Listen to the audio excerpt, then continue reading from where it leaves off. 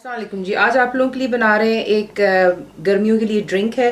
ज़ाहिर सी बात है रमज़ान में भी आपको काफ़ी ये काम आएगी और प्लस समर्स है, ड्रिंक्स की बहुत ज़रूरत है, आगे इंशाल्लाह और भी आ रही हैं। तो इसका नाम है बनाना फ्रैपे।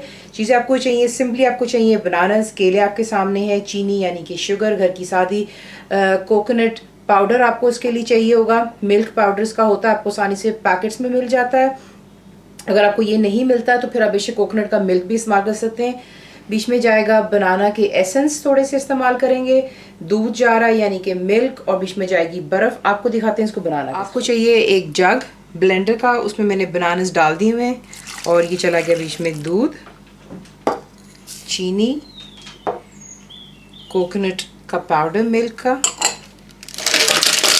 बर्फ़ का काफ़ी ज़्यादा इसमें इस्तेमाल होता है, और साथ में बनाना की एसेंस। और इसको अच्छी तरह ब्लेंड कर लें जब तक कि आपको आइस की क्रशिंग की आवाज़ जो है नहीं सुनाई देगी, बिल्कुल कम्प्लीटली स्टॉप हो जाती है और ये बहुत गाढ़ा हो जाता है। इसका टेक्सचर बहुत ही थिक बनता है क्योंकि आइस की वजह से, तो आइस ज़्यादा डालिएगा, बहुत मज़ा आता है इसका।